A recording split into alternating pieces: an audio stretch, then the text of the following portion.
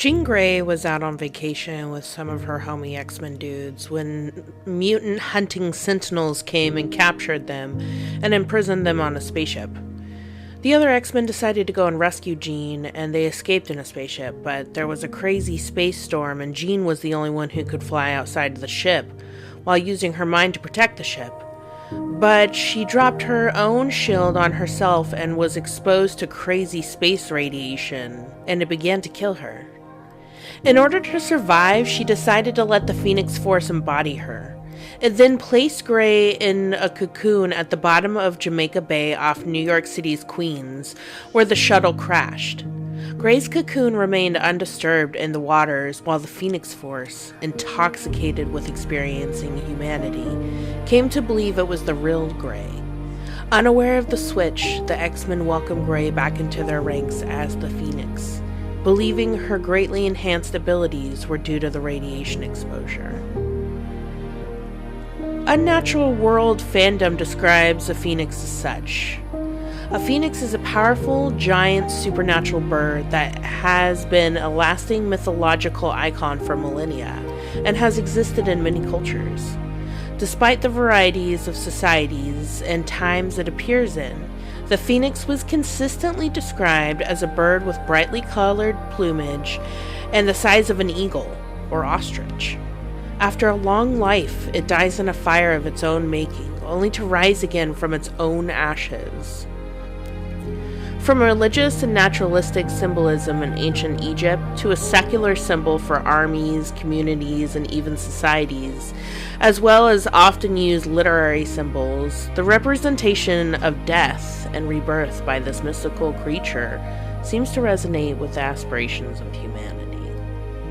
I bring all this up because I myself have been torn down to nothing and have rebuilt myself like a phoenix.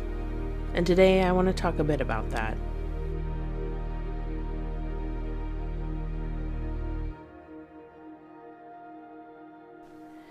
My name is Jess Faulkner, and this is Just Jess. Today's episode is called The Rise of the Phoenix.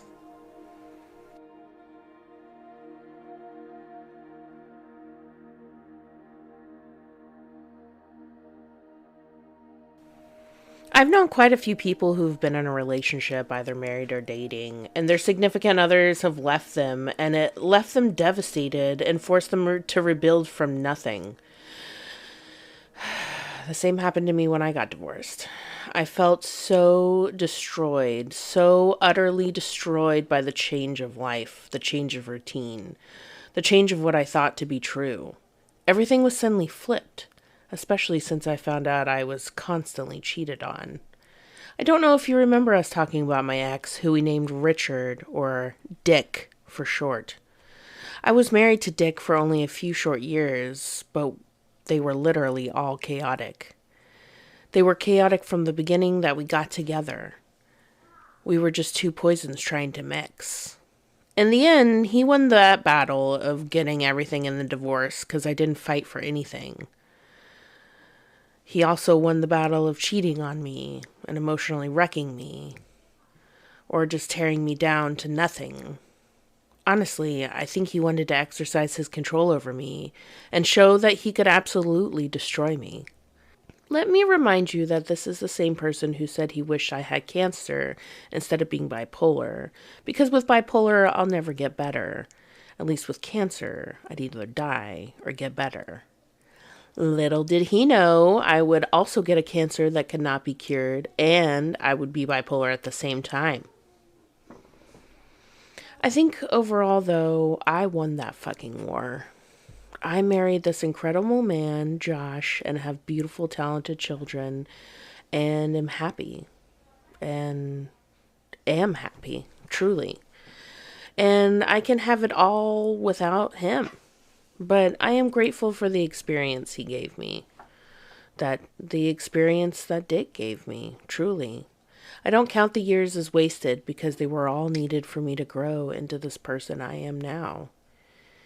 He did destroy me, but I rebuilt myself into this strong pillar of a person. I can be 100% of who I am without fear of repercussions. It is so freeing to rebuild yourself however you choose to be. And Josh helped me so much build myself into this person who gets complimented on my parenting skills, this person who people ask me for relationship advice because Josh and I have been truly, truly happily married for 8 years now. I don't find marriage to be work. I find it to be communication. Maybe I can say that because of how compatible Josh and I are. We don't argue, we just talk through things, our feelings, our wants, or ideas. Sometimes things get heated, but we talk about everything. There isn't anything we don't share.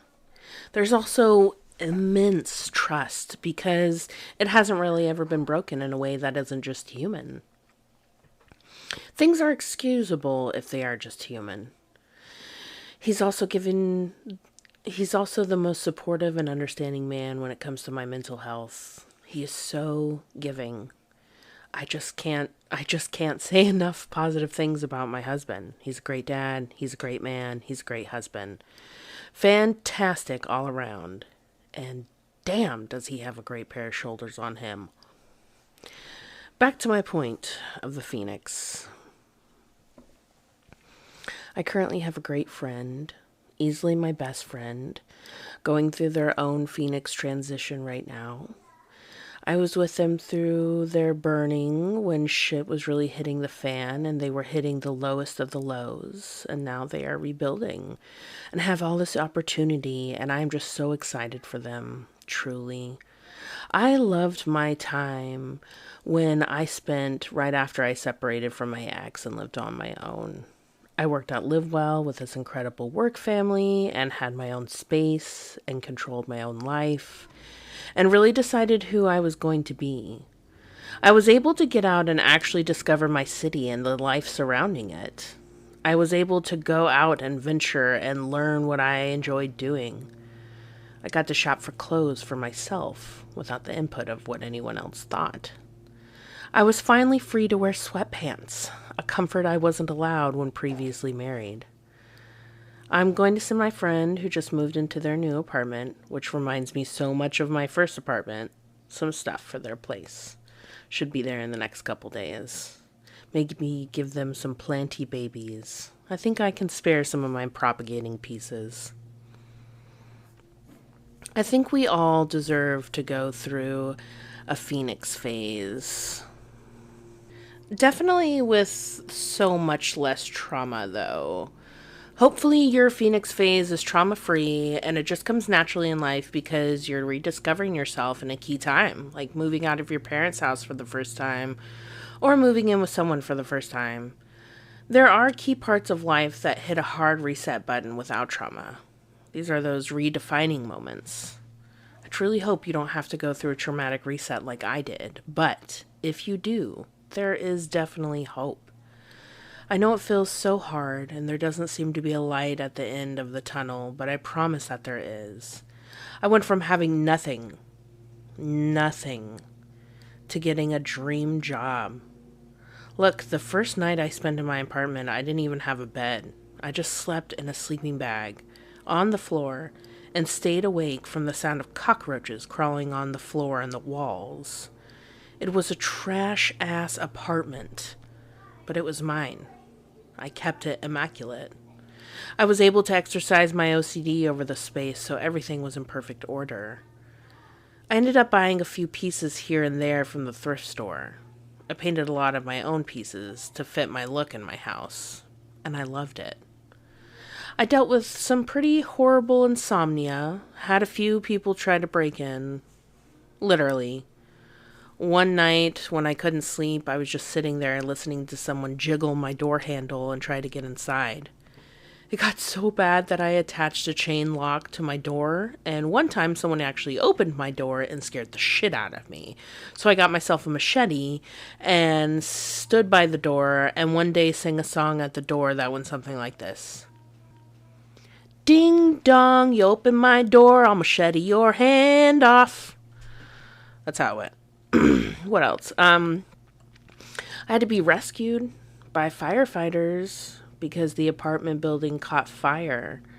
I had been there for less than a few months and someone caught some papers on fire on the first floor.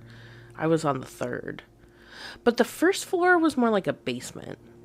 So apparently, a tenant left an extension block plugged in on top of some old newspapers, and surprise, surprise, they caught fire. I was asleep, as was my dog at the time, Ruth. I remember hearing some commotion, but not coming out of sleep enough to hear people scream fire. Next thing I knew, I was being awakened by the smell of smoke and the sound of fire alarms. I woke up and noticed my apartment was full of smoke, so I crawled on the floor toward my front door, felt my door handle, opened up my door, and smoke just rolled in. It was crazy. It rolled in so thick, and I suddenly could not see anything. All I could see were these flashlights at the end of what I assumed to be was the end of the hall. I couldn't see anything, so I just started hollering for help while crawling by the front door. My poor baby Ruth was freaking out. I saw the lights get closer, and then suddenly there were so many firefighters in my room, grabbing my dog, opening the giant front room window, getting a ladder by the window, and carrying me out of it to the ground to safety. I was taken to the ambulance where they gave me oxygen and took care of my pup. I ended up getting about $250 from the Red Cross, but had to stay with a friend and even a semi-sorta ex, Mike, who refused to give me his home address because then the government would have it if I typed it into my phone. Same dude who kept a journal of chemtrails and said Hitler wasn't that bad. He had some problems. I was robbed and I was vandalized. I made the mistake of giving my ex, Dick, a spare key in case of emergencies. He came in and took some things from me and left a mess in my bathroom. I'm sure he probably felt like he had got me, but he has no idea how I got him, and that gives me a lot of satisfaction every single day. I don't consider myself petty, not anymore at least, but knowing that I got my licks in, finally, out of my whole life of people putting me down and beating me, and the one time I got my licks in, I really got 'em in. And I really wish so much that I could share how I got my ex back, but only maybe 3 people know about it, and he is not one. I would never tell on myself on such a large platform such as this one. Plus, while I am so proud of it, it is rather raunchy and disgusting, and I don't have enough bleeps to bleep out all the bleeps that I'd be bleeping. I even dealt with a stalker. That was a very interesting time. There was this guy I met through whatever dating app it was. His name was Cody. Cody made stuff for cosplayers. Very intricate stuff. Very cool. I was very impressed with the quality of work he did. We would send each other pictures back and forth and talk and look. I'm not that girl that asks for pics or anything. I am not asking for body pictures because that's just not my jam. But I did not expect to be catfished. I was very forward about my weight and my height since I'm tall. I put how much I weigh. I put my weight and my dress size on my dating profile. And I guess I just thought I assumed that someone would tell me if they were morbidly obese. So when he finally shows up at my apartment, I open the door and I see a familiar face and then see that he's morbidly obese. Look, people, I'm not morbidly obese. I am obese. I am an obese person, okay? I am 5'9" and weigh 200 pounds and some change, okay? I just want people to be upfront about qualities you may not think are important to other people for them to know, but that they may care about. Now, his weight didn't change anything for me. We still talked and hung out and such. I just would have appreciated honesty. It goes a lot further for me than you'd think. Anyways, I lived in Colorado Springs, and this guy lived in a subdivision of Denver, like Inglewood or something. It was about an hour and a half drive from his place to mine. And he would legit drive to my work. I managed a dispensary, and it was the law that you couldn't enter the building without having a medical marijuana card. So he'd show up at my work unannounced, which wasn't a problem, but I was usually slammed at work and couldn't have visitors coming by, especially when they couldn't even legally come in since he didn't have a medical marijuana card. Then he started showing up at my apartment without telling me, in an attempt to catch me before I went somewhere or as I was getting home. I sat and watched him one day as he sat in his car waiting for me to get home. Then, after we kind of stopped talking, nothing truly against him, but I just wasn't looking to date. I was looking to just have fun, and this guy was making plans with me 6 months in advance. Well, he showed up at my apartment unannounced. He did this a couple times and started showing up in my parking lot a lot more often. I just was really uncomfortable about it, and my brother and my dad told me to call the police and start a trail on this dude just in case he tried to do something. The cops would know where to look. And that's how scary it was. Everyone in my life at the time was worried he was going to kill me. I talked to him one more time, told him I couldn't come to the door, and I never heard from him again. You know, I have a lot of stories about the first apartment I lived in by myself. They were very run down. They were cockroach infested. No matter how much they bombed it or how clean I kept my apartment, the whole building was infested.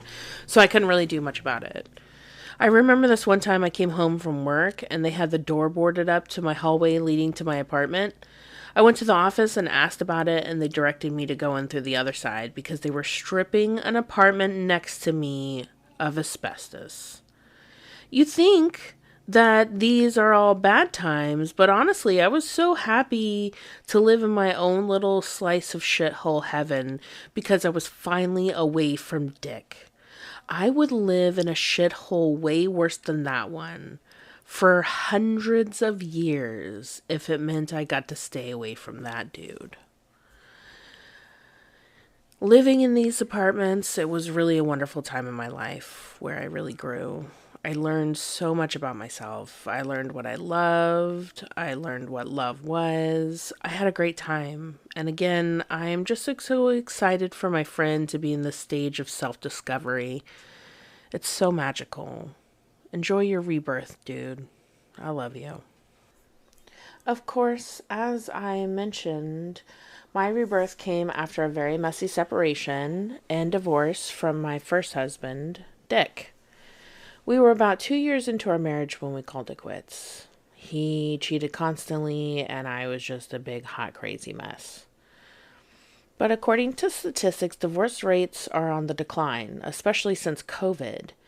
The most common reason for divorce? Lack of commitment. As of 2023, in the case of first marriages, the rate of divorce is hovering around 50%, where the divorce rate in second and third marriages is 67 and 73%, respectively, for both males and females. The highest rate of reason is for lack of communication, which has resulted in 75% of divorce cases around the world.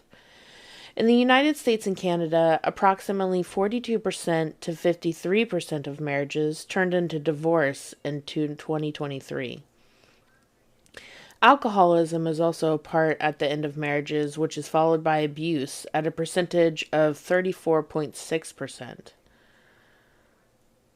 Along with the Philippines, Vatican City doesn't support divorce, while India has the lowest rate of divorce in the world.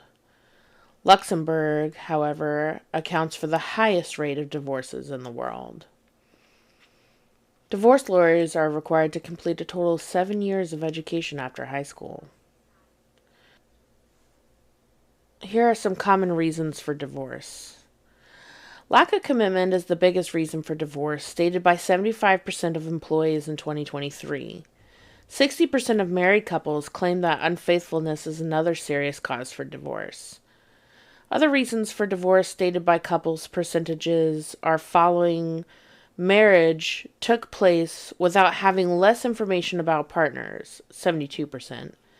Excess conflicts, 58%. Younger age of marriage, 45%. Financial problems, 38%. Substance abuse, 35%. Domestic violence, 24%. Lack of support from family, 18%. Health problems, 17%. No or less premarital education, 13%. And religious differences, 13%. Here are some 2023 divorce statistics. More people marry each other than divorce. In 2021, 1,985,072 couples got married in the United States, with a marriage rate of 6 per 1,000 people. Meanwhile, a total of 689,308 divorces took place across 45 U.S. states that reported it. Although the divorce rate may seem high, it's important to note that more individuals are still choosing to walk down the aisle and exchange vows of commitment with their significant other.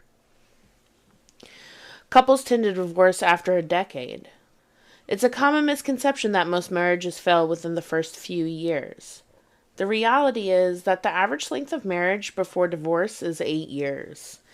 This means by the time a couple decides to go their separate ways, they have likely invested a significant amount of time and effort into their relationship.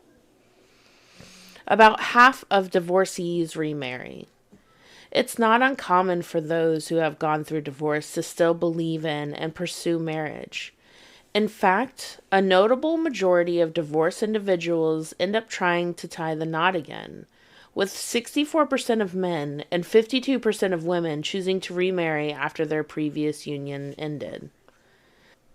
However, additional research reveals that the success rate of second and third marriages decreases. According to statistics, 67% of second marriages end and 73% of third marriages are dissolved. The divorce rate has decreased. The divorce rate in the United States has seen a steady decline over the past 2 decades. In 2000, almost 1 million divorces and annulments occurred, with a crude divorce rate of 4.0 per population during that year. However, by 2021, the divorce rate had fallen to just 2.5 per 1,000 population, with only 689,308 people divorcing. This decline in divorces may be attributed to a variety of factors, including changing attitudes towards marriage and divorce, as well as fewer people getting married in general. Thanks, COVID. Divorced friends increases your risk of divorce. The marital stability of a couple's friends plays a role in determining the longevity of their union. Studies have revealed that couples with friends who have gone through a divorce are more likely to end their marriage, with a 75% increased risk. The link between a couple's friends and their marriage is so strong that even individuals 2 degrees removed from divorce face a 33% greater risk. This connection has led many professionals to speculate that divorce is a social contagion. Lack of commitment is the common reason for divorce. Statistics show that the lack of commitment is the most common reason for divorce, citing 75% of individuals and couples who have ended their marriages. Surprisingly, this outweighs infidelity, which is often thought to be the leading cause. About 60% of couples cited a partner's infidelity as the reason for their split. While both causes can be detrimental to a marriage, it's important to recognize the significance of commitment and the impact it has on a relationship. Most divorcees believe they did all they could to save the marriage. When a marriage comes to an end, feelings of blame can often run high. While some may feel they did not do enough to save the relationship, others believe their spouse could have worked harder to prevent it from falling apart. Interestingly, a study found that 74% of women and 66% of men believe their ex partners could have made more of an effort to avoid divorce.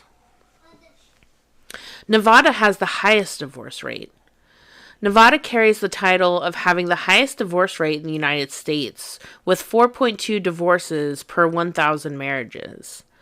Some speculate that the state's relaxed policies towards marriage may play a role in the statistic. Nevada is known for having lax rules surrounding both getting married and ending a marriage, potentially making it easier for couples to separate. Couples who marry before 32 have lower divorce rates. Studies show that the age at which couples get married has a significant impact on their likelihood of divorce.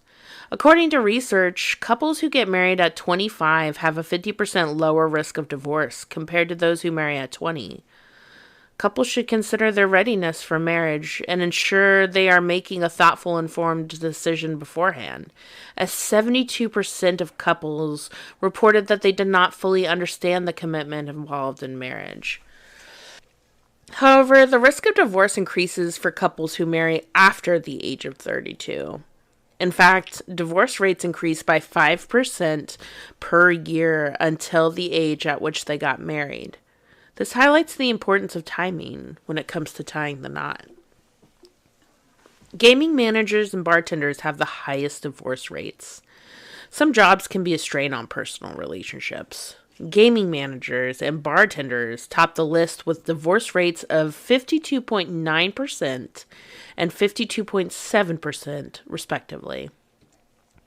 These challenging jobs often require working long hours outside of traditional business hours, which can lead to added stress and pressure on relationships.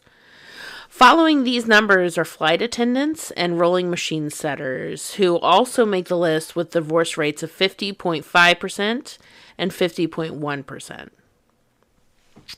I feel like people change so much over the course of their lives. It must be hard to stay with the same person through it all.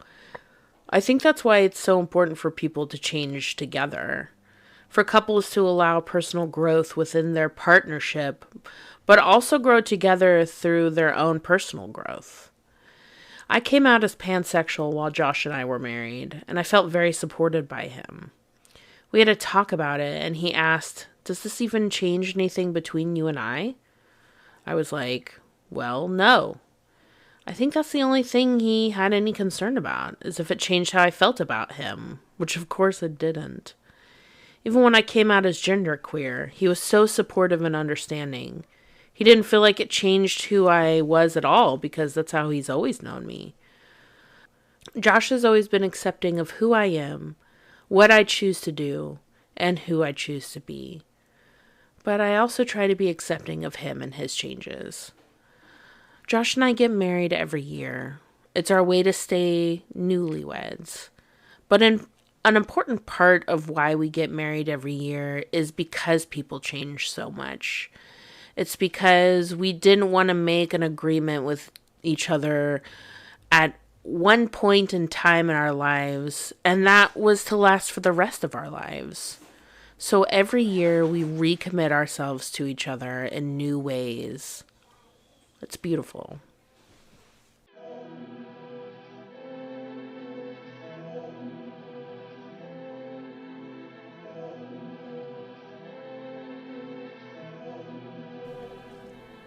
Time for some updates. Last Friday, I lost consciousness while we were at the zoo. I had been feeling some kind of way for a minute, and then I remembered feeling bad and thinking I needed to use the restroom. So I went to the bathroom, and then the next thing I remember, I was laying on the ground, and my mom kept pushing my head down on my backpack, and a man kept talking about heat stroke. I had no idea what was going on, but I figured it out pretty quickly. The thing is, I brought an umbrella to keep the heat and the sun off me. I felt like it was doing a good job, as I didn't feel the sun beating down on me whilst using the umbrella. It was super cute. It was a painted glass one and so adorable. My mantees still haven't hatched. I've added another egg sac into the habitat on a log in hopes that it'll hatch. I just really want a mantis. It's very hard to wait, and I'm very interested in seeing them hatch, so it's been hard. It's been hard to wait weeks with nothing happening. I also rescued 2 butterflies. One was a butterfly we watched grow from a caterpillar. His chrysalis fell off where it was hanging out, and when he emerged, one of his wings was folded crisp, and then another one of his wings was formed upside down. So he could not fly. He could hardly even flap his wings. I cut his wings down a bit so they were even. Since one of his wings was folded over, it added more weight to one side, and now he's able to flap his wings. I have been keeping him in one of my mantis habitats, just without the mantis. The other little guy I found is a butterfly my pup got a hold of, and I rescued it in the backyard. His wings are shredded up pretty bad, and he cannot fly, so he lives in the same habitat as my mutant butterfly. My planties are doing well. I still haven't bought any new ones, though I wish I had a huge monstera. I have a Swiss cheese plant, and while it's very leafy, the leaves aren't very big. I need to plant some of these pieces I have propagating too. At this current moment, as I am drinking a Truly and have been drinking Trulies and White Claws for the past 2 days, I feel like I need to rate them based on flavor, because dang it, I thought I'd like the watermelon, but it is easily one of my least favorite flavors, and I still have 2.5 more to get through.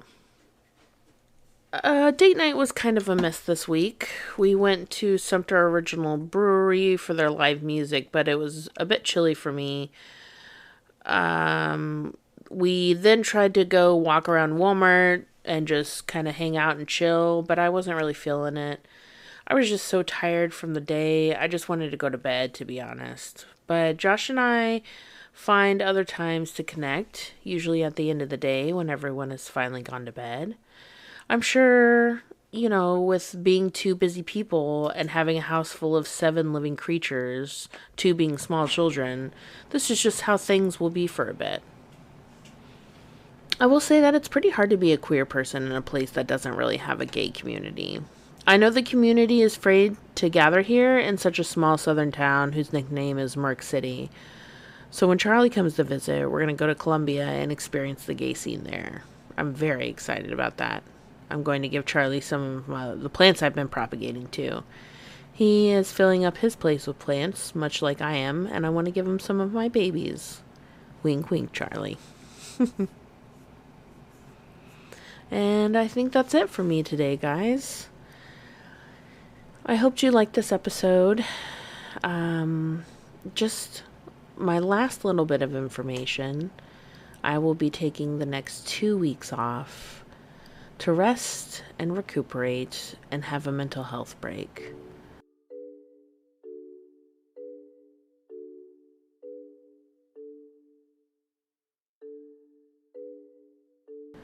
Please take care of yourselves. And take care of each other. I love you.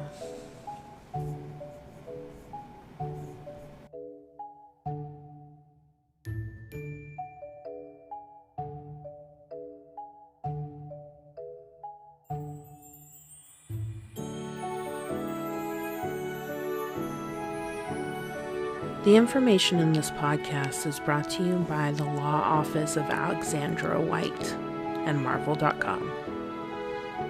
Just Jess is produced by Josh Faulkner.